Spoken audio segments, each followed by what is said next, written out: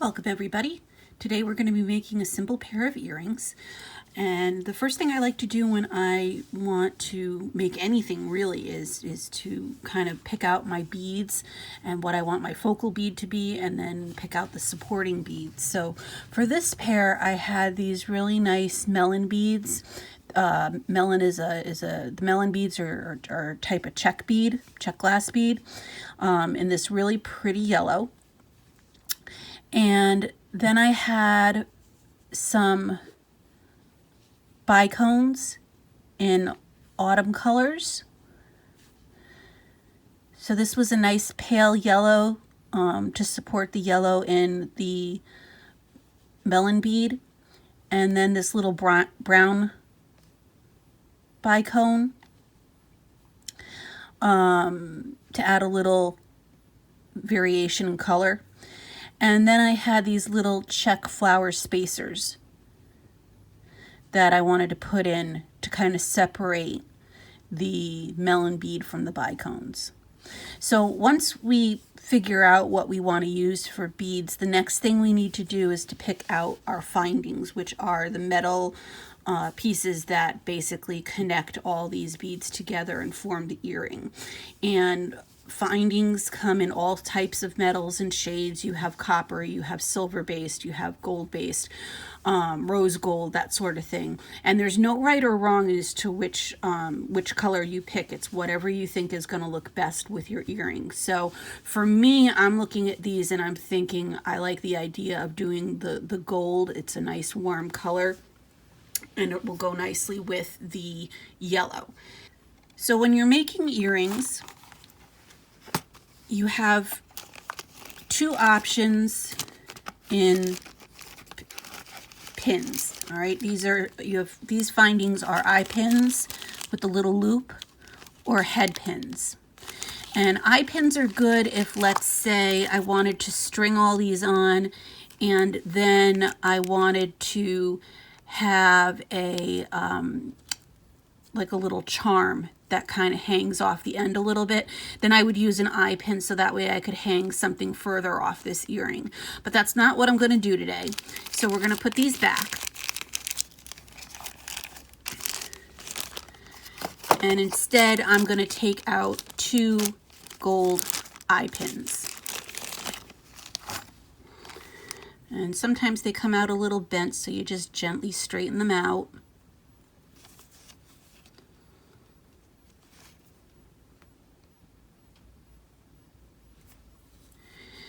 The other findings that we're going to need are going to be some jump rings and some ear wires. So I've grabbed my ear wires.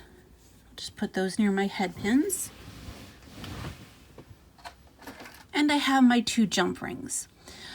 When you're putting your findings together, it's a good thing to keep in mind that oftentimes there are different shades of gold and shades of silver. There's antique gold and antique silver, and some are shinier than others, and some gold is more yellow than other gold.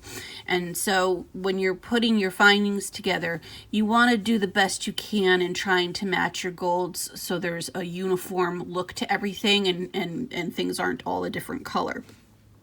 If you really get into jewelry making, you can start learning to work with raw wire and make your own eye pins, ear wires, and jump rings, and using all the same type of wire so everything definitely matches. But just take a little care when you're picking things out. Either purchasing in the store to use later, or looking through your stash to kind of try to match your shades so everything is uniform.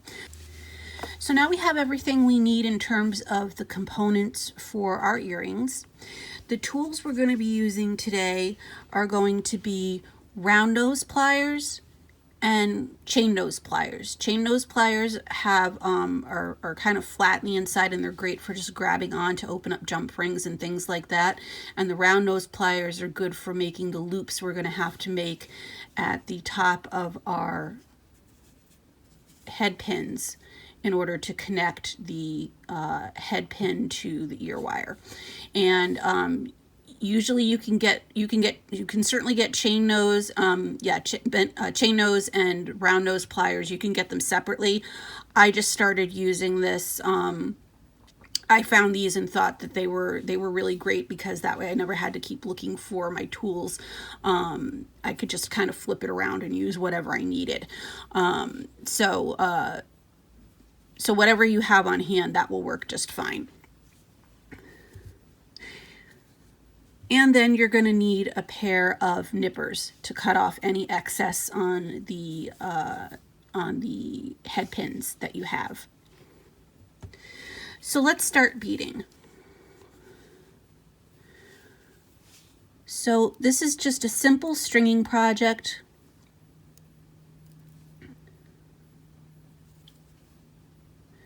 We're just going to put all of our beads on. I like to lay my projects out like this on the mat before I even start stringing, but everybody has their own workflow. Sometimes people will just prefer to start stringing things on and see how it looks and then take them off and do trial and error that way.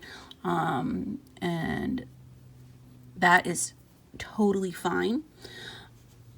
Sometimes I'll lay them out on the mat and then I'll string, and then I might actually get out extra head pins and string on a different variation and look at them side by side and decide which version of the design I like better, and make my decision that way before I start bending and cutting wire. And you can see from this one here, we're going to have a lot of excess wire. So we're going to need to trim some of that off. Okay, so these are our 2 strung earrings. So I'm going to grab my nippers. And when we're getting ready to do the earrings, what we want to do is we want to make a bend, sharp angle bend here in the wire.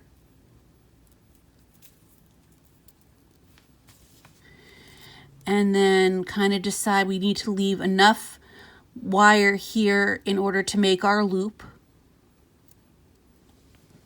And I just want to check it outside of the camera. And when you cut, you want to make sure that you keep a finger on the piece of wire that's going to come off, because making the cut, if you don't, it will actually kind of shoot that wire across the room. And you'll end up with loose pieces of wire, which you don't want.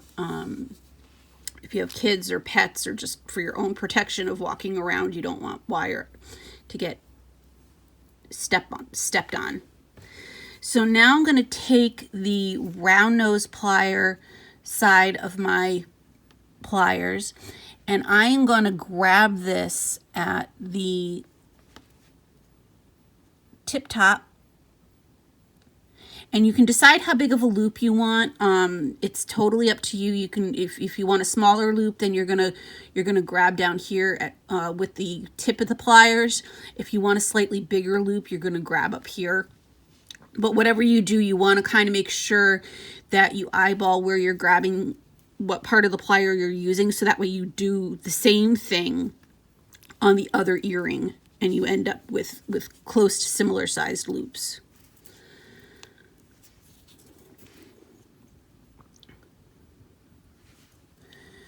So you're going to roll back towards yourself, reposition your pliers, grab again, and you're just going to kind of keep rolling forward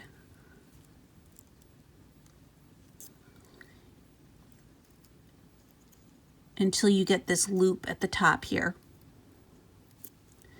And you might need to kind of bend back a little bit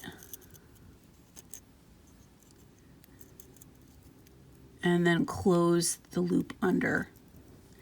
And you want to get that loop, you want to get that end there to really kind of touch the back So there's no opening, because you don't want the earring to come out. You don't want this to slip off your jump ring or slip off your ear wire and end up losing the piece of the earring.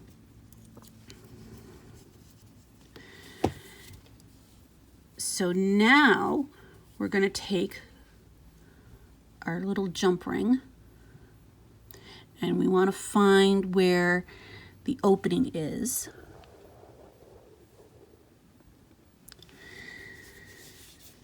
And we're going to take the chain nose part of our pliers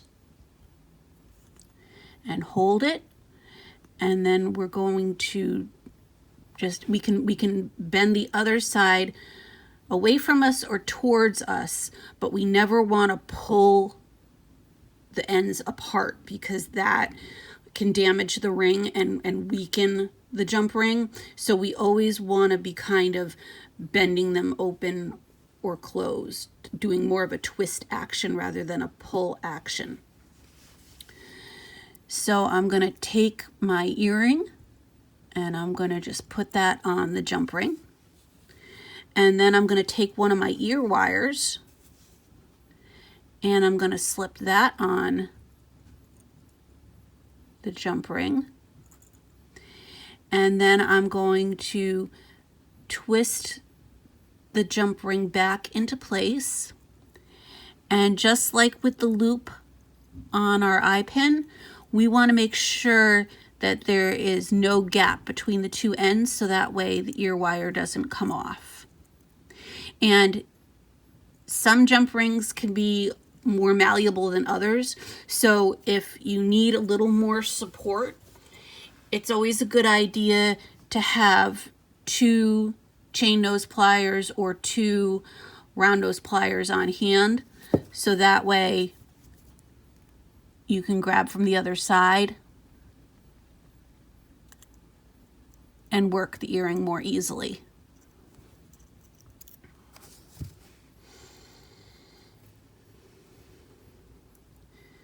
So there's the first one.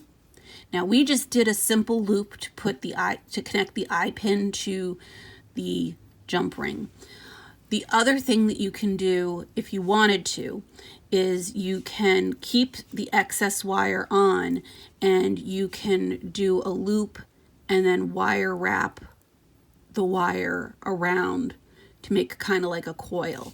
That's something I'll show you in a later video, but that's another option when you're doing earrings. I'm going to do a bend. And I just want to check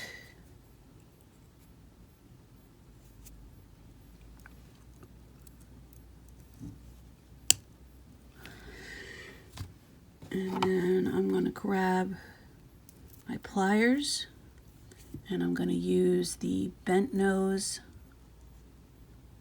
no, I'm sorry, not bent nose, the round nose portion of my pliers.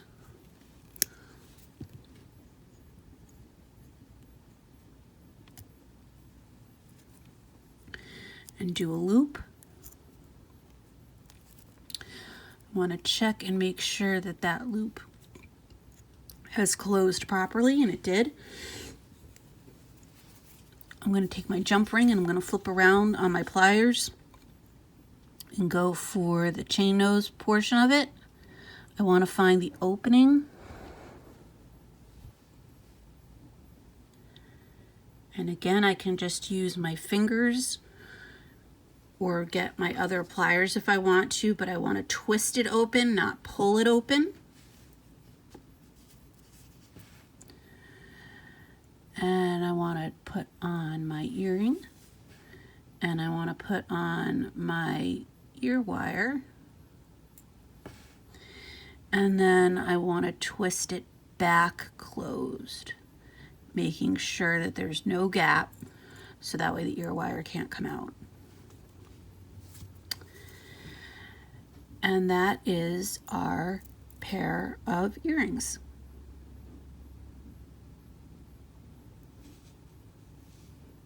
I hope you enjoyed this video and have fun creating your pair of earrings as well.